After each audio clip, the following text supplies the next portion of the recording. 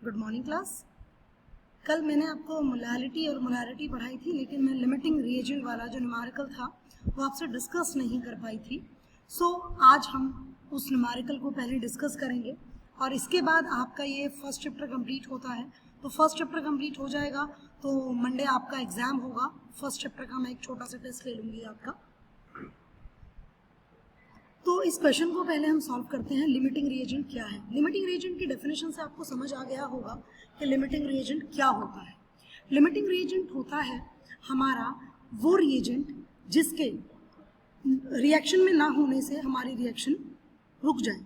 मतलब हमने कोई भी रिएक्शन लगाई, हमने कुछ अमाउंट ऑफ रिएक्टेंट्स ले लिए, तो उनमें से जो रिएक्टेंट कम अमाउंट में होगा जिस पे हमारी रिएक्शन डिपेंड करेगी, that is basically limiting reagent.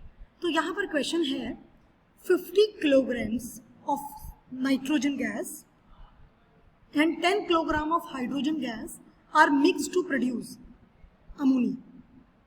ये तो रिएक्शन आपने पहले भी पढ़ी है। N2 plus 3H2O H2 arrow 2NH3, ये रिएक्शन तो आपने 10th क्लास में भी पढ़ी है। Calculate the amount of ammonia formed. आपको बताना है कितना अमाउंट ऑफ अमोनिया बनेगा बेटा, और आइडेंटिफाई करना है आपको आपका क्या limiting. You have to calculate limiting reagent in the production of ammonia in this situation. जब भी कभी आपको ऐसा क्वेश्चन दिया जाएगा, you must remember one thing, आपको सबसे पहले एक बैलेंस्ड रिएक्शन लिखनी है। जब तक आप बैलेंस्ड रिएक्शन नहीं लिखेंगे तब तक आपके क्वेश्चन की स्टार्टिंग नहीं हो सकती। तो हमने सबसे पहले क्या किया है इसमें कि हमने बैलेंस्ड इक्वेशन लिख ली है। It is a reversible reaction. N2 gas plus 3 molecules of hydrogen H2 gas gives you 2 moles या molecules of ammonia NH3, that is also in gaseous phase. Now सबसे पहले हम किस चीज़ की कैलकुलेशन करेंगे? हमें यहाँ पर अमोनिया कितना बना है एक तो वो निकालना है और एक बताना है हमारा लिमिटिंग रिएजेंट क्या है।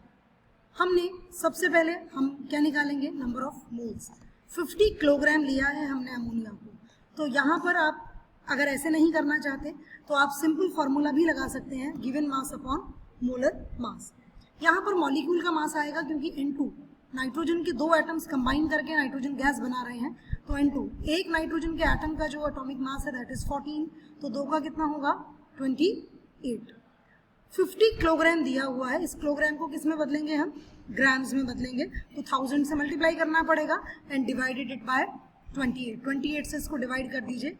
ये नंबर ऑफ मोल्स हैं जो नाइट्रोजन के यहाँ पर हमें मिले हैं। इसी तरीके से हम हाइड्रोजन के नंबर ऑफ मोल्स कैलकुलेट करेंगे।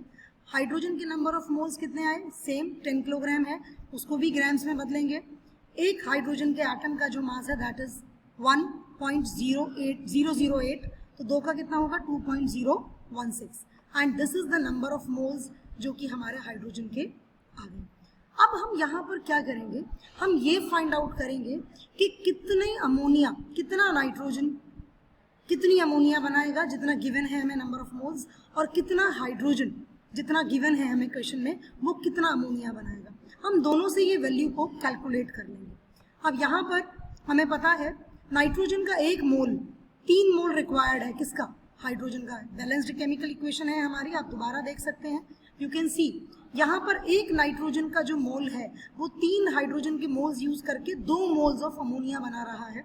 तो हमारे पास नाइट्रोजन की जो नंबर ऑफ मोल्स है वो ये आए थे 17.86 into 10 to the power 2।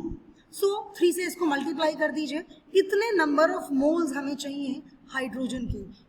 50 kilogram of nitrogen से रिएक्ट करने के लिए हमें 5.36 into 10 to the power 3 moles hydrogen के चाहिए, लेकिन हमारे पास कितने नंबर ऑफ मोल्स हैं? 4.96 इंटू 10 टू द पावर 3, क्योंकि 10 किलोग्राम ऑफ हाइड्रोजन में इतने ही मोल्स बनेंगे। तो हमारा जो लिमिटिंग रिएजेंट है वो कौन है? हाइड्रोजन है, क्योंकि जैसे ही हाइड्रोजन के ये 4.96 10 की पावर 3 मोल्स कंज्यूम होंगे रिएक्शन में, वहीं पर हमारी रिएक्शन स्टॉप हो जाएगी। नाइट्रोजन कितने भी अमाउंट में बचे उससे कोई फर्क नहीं पड़ता, हाइड्रोजन खत्म हो गया है उसके बाद रिएक्शन को हम आगे फॉरवर्ड नहीं कर सकते। तो हमने यहाँ से ये निकाल लिया और इससे हमने ये जस्ट भी निकाल लिया कि हाइड्रोजन जो है वो हमारा लिमिटिंग रिएजेंट है। अब हमें ये फाइंड आउट करना है कि जितना अमाउंट हमें नाइट्रोजन और हाइड्रोजन का दिया है उससे अमोनिया कितना बनेगा। तो सिंपल सी बात है, हमने यहाँ पर लिए 3 moles of ammonia, 3 moles of hydrogen, 2 moles of ammonia बना रहे हैं। तो ये जो नंबर ऑफ मोल्स हैं उनको हमने 2/3 किया एंड वी गेट दिस, इतना अमाउंट ऑफ अमोनिया का मोल्स बनेंगे। लेकिन हमसे क्वेश्चन में पूछा था कैलकुलेट द मास, तो मास में मोल को कैलकुलेट करने के लिए हम क्या करेंगे, मोल्स हमें पता है, मोलर मास हमें पता है, वहाँ से हम गिवन मास कैलकुलेट कर लेंगे। This is the way how to calculate. ये किया है हमने। अमोनिया के एक मॉलिक्यूल का जो एटॉमिक मास होगा, मॉलिक्यूलर मास 17.0 ग्राम होगा। इससे हम number of moles find out कर लें, नंबर ऑफ मोल्स हमें पता है और वहाँ से हम गिवन मास कैलकुलेट कर लेंगे। और इसको यूज़ करके हमने अमोनिया का मास निकाल लिया है। 56.1 × 10⁻³ ग्राम आया था और जिसको हमने किलोग्राम्स में कन्वर्ट कर दिया, दैट इज 56.1 किलोग्राम्स। नाउ अब बात ये आती है, ये क्वेश्चन देखने में आपको बड़ा इजी लग रहा है कि नंबर ऑफ मोल्स निकाले और ये किया, लेकिन जब हम एक्चुअली में कैलकुलेशन करते हैं तब ये जो हमारी कैलकुलेशंस हैं ये क्या करती हैं, ये हमें सीखनी पड़ती है। तो इस न्यूमेरिकल की कम से कम 2 से 3 बार प्रैक्टिस कीजिएगा। आपकी एनसीईआरटी बुक में भी न्यूमेरिकल्स इवन दिए हुए हैं। हम चलिए एक्सरसाइज पर चलते हैं, कुछ क्वेश्चंस को डिस्कस करते हैं और वो क्वेश्चंस फिर आप अपने होमवर्क में कीजिएगा। चलिए कुछ एक्सरसाइज डिस्कस करते हैं। Calculate the molar mass of the following, बिल्कुल आसानी से आप कर सकते हैं। वाटर का 18 आएगा, हाइड्रोजन के 2 + 16 ऑक्सीजन का, तो आप इजीली कर सकते हैं। नाउ नेक्स्ट क्वेश्चन हम डिस्कस करते हैं। पहले क्वेश्चन में कुछ डिस्कशन के लिए इतना कुछ खास नहीं।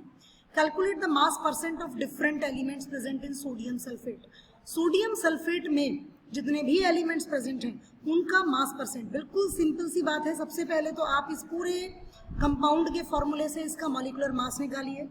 फिर एक नाइट्रोजन के एटम का कितना मास होगा, उसके कितने नंबर ऑफ एटम्स हैं, वो divided by total mass of this compound multiply with 100। मैंने बताया है आपको मास परसेंटेज, आप करिए। Next question, determine the empirical formula. आप यहाँ पर एक चीज़ याद रखिएगा, जब भी कभी हम एम्पिरिकल फार्मूला वाला न्यूमेरिकल करेंगे हमें परसेंटेज का सम हमारा 100% आना चाहिए। यहाँ पर आ रहा है तो कोई प्रॉब्लम नहीं है। अप्लाई कीजिए जो स्टेप्स मैंने आपको बताए हैं और उसके अकॉर्डिंगली इसको सॉल्व कीजिए। Next question, calculate the amount of carbon dioxide that could be produced when 1 mole of carbon is burned in air. अब कार्बन बर्न होगा तो कार्बन प्लस O2 और क्या बनेगा, CO2। रिएक्शन बैलेंस्ड है और उसी से आप कैलकुलेट कर सकते हैं। बेसिकली तो मैं आपसे डिस्कस करना चाहती हूँ लिमिटिंग रिएजेंट वाला न्यूमेरिकल। इसके अलावा आपको किसी भी न्यूमेरिकल में प्रॉब्लम हो, यू कैन ईजिली आस्क, आप फ्री हैं पूछने के लिए।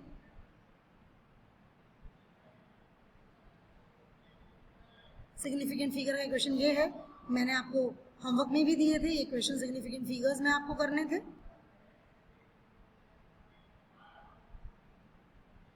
नाउ क्वेश्चन नंबर 1.23 दिया है और इसमें आपसे पूछा है identify the limiting reagent if any in the following reaction mixtures. आपको मिक्सचर्स दे दिए हैं, 300 atoms of A, 200 atoms of B और ऊपर रिएक्शन दी हुई है A + B2 बनेगा AB2। अब जो टेक्निक मैंने आपको किसमें समझाई थी, अभी न्यूमेरिकल में समझाई थी, 5 के 5 पार्ट्सों में जितने भी इस क्वेश्चन में 5 पार्ट्स दिए हैं उन सब में वही टेक्निक आप यूज करेंगे। अब यहाँ पर देखिए, यहाँ पर एक एटम है A का और यहाँ पर 2 एटम्स हैं B के, तो एक एटम के साथ 2 एटम्स कंबाइन होकर एक एटम बना रहे हैं, मॉलिक्यूल बना रहे हैं प्रोडक्ट का। तो ये याद रखना है। अप्लाई दैट सिंपल तरीका जो मैंने आपको बताया, जो ट्रिक बताई क्वेश्चन सॉल्व करने की, इसमें भी अप्लाई कीजिए एंड सॉल्व इट।